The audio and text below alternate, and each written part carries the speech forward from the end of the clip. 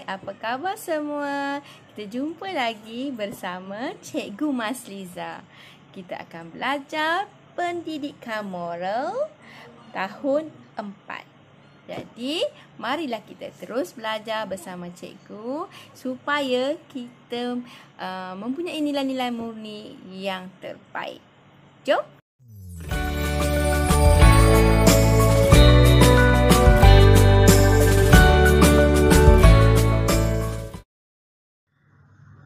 Pendidikan moral tahun 4.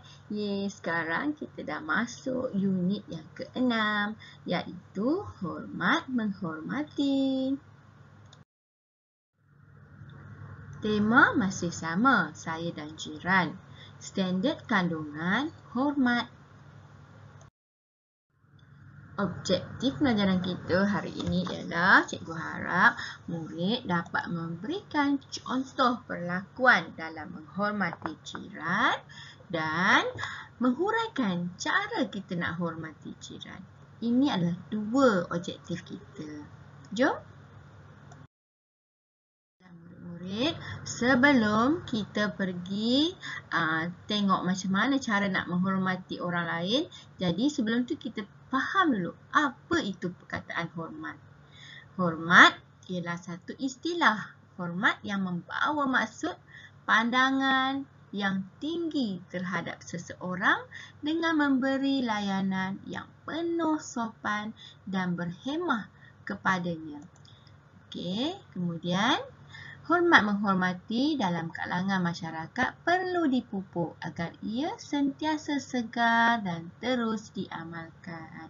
Maknanya hormat itu adalah satu pandangan yang tinggi terhadap seseorang. Maknanya hormat itu perkara yang baik, nilai-nilai yang baik. Okey. Jika hilang rasa hormat, tidak mustahil negara kita akan menjadi kacau bilau dengan pergaduhan di sana sini. Oleh itu, bagi mengelak suasana seperti ini berlaku, sikap menghormati sesama kita harus diterapkan dalam kehidupan seharian. Cikgu harap awak faham apa yang cikgu katakan ini.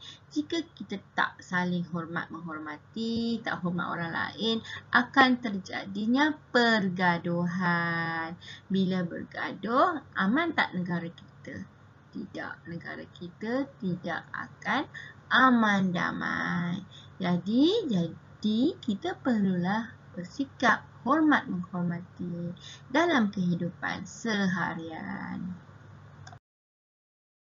Baiklah murid-murid, sikap hormat menghormati ini perlu kita pupuk dari usia kecil agar ia menjadi budaya dalam kehidupan seseorang. Ibu bapa perlu menjadi contoh kepada anak-anak dengan menerapkan nilai murni seperti ini dalam diri mereka. Jadi bermula daripada bangku persekolahan lagi, cikgu-cikgu dah terapkan hormat. Nilai sikap hormat menghormati di kalangan kamu. Bukan sahaja dari rumah. Cikgu harap kamu mampu dan sentiasa bersikap hormat menghormati. Baiklah murid-murid, cikgu nak kita bersama-sama semaikan amalan hormat menghormati di antara jiran. Selain daripada dalam rumah, di sekolah, di antara jiran pun kita perlu semaikan amalan ini. Jadi mari kita lihat contoh situasi di sebuah kawasan kejiranan. Kamu boleh rujuk dalam buku teks di muka surat 46.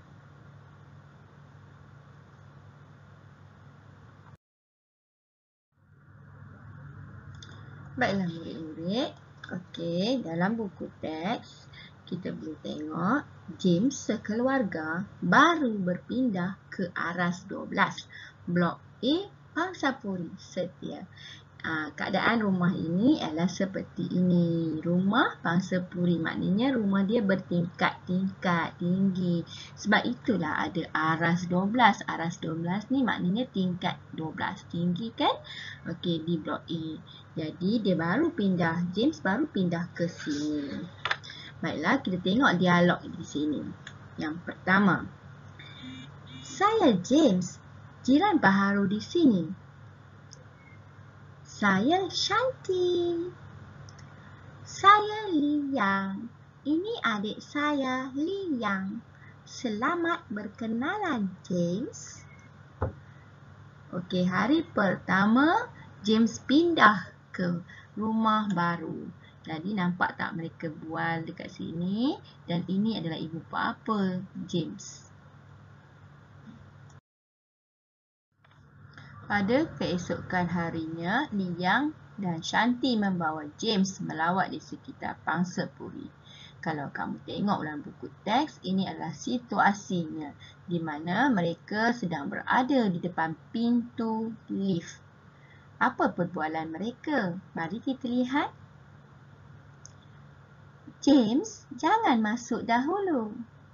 Kamu patut menghormati jiran dengan memberi laluan apabila mereka hendak keluar dari lift. Di sini, murid-murid, kamu dapat lihat cara mereka bertiga menghormati jiran mereka. Kemudian, mereka melawat di sekitar kawasan Pangsapuri, iaitu kalau tengok gambar ini, mereka melawat di tempat letak parking basikal ataupun tempat meletak basikal. Okey, kalau kita tengok betul-betul, tempat letak basikal ni dah disediakan alat yang khas untuk mengunci basikal. Jadi, kita tengok apa perbualan mereka. James, kamu patut meletak basikal di sini supaya tidak menghalang laluan jiran. Baiklah. Okey, murid-murid, maknanya penduduk di kawasan Pangsapuri ini telah disediakan tempat meletak basikal. Kemudahan awam ya murid-murid. Jadi kita letaklah basikal di tempat yang disediakan supaya tidak menghalang laluan jiran ataupun menghalang laluan orang lain, ataupun kalau kita tengok susun baik-baik, nampak tak kemas di kawasan kejiranan kita. Baiklah murid-murid, situasi seterusnya mereka pergi melawat di kolam renang. Okey, kita lihat perbualan mereka. Kolam renang ini beroperasi sehingga pukul 10 malam. Selain itu, penghuni di sini perlu menjaga kebersihan kolam. Oh, begitu. Jadi, saya patut mematuhi peraturan untuk menghormati hak jiran agar kehidupan di kawasan kejiranan aman damai. Liang, James, pagi esok kita berkumpul di sini dengan pakaian renang yang sesuai. Okey? Baiklah murid-murid, ini adalah perbualan mereka ketika di kolam renang. Di sini kita dapat lihat beberapa cara untuk menghormati, sikap menghormati diamalkan. Okey, setelah selesai melawat di sekitar Pangsapuri, mereka balik ke rumah masing-masing. Baiklah murid-murid, berdasarkan cerita sebentar tadi, kita boleh jelaskan contoh perlakuan menghormati jiran. Ya, antaranya ialah yang pertama, menegur sapa jiran. Ketika jiran baru datang, kita tegur jiran kita. Itu tanda perlakuan hormat. Kemudian, mengalukan kedatangan jiran baru ke kawasan kejiranan kita. Mengalukan tu maksudnya kita menjemput, kita meraihkan dia datang ke tempat kita. Caranya bertegur sapalah, ataupun tanya khabar, tolong dia. Okey. Seterusnya, memberi laluan kepada orang lain. Ingat tak situasi dekat depan lift tadi? Dia beri laluan kepada jiran lain untuk keluar dahulu, kemudian mereka masuk. Okey, seterusnya, memberi bantuan jika diperlukan. Okey, dalam situasi kejiranan, bila jiran kita perlulah memberi bantuan. Apa sahaja yang kita boleh bantu, kita bantu. Itu adalah perlakuan yang menghormati jiran. Kemudian, kita perlu mematuhi peraturan yang telah disediakan. Di kawasan kejiranan kita, pasti ada peraturan-peraturan yang telah ditetapkan. Contoh, dalam situasi tadi, jika hendak mandi kolam, perlulah ikut masa yang telah ditetapkan dan pakailah pakaian yang sesuai. Okey, kemudian seterusnya, menjaga kemudahan awam yang disediakan. Kita perlulah menjaga tak kira apa sahaja yang terdapat di sekitar kita dengan baik. Okey, contoh di sini tadi, jagalah kebersihan kolam renang. Jangan buang sampah merata-rata. Okey, selain itu juga, kita perlulah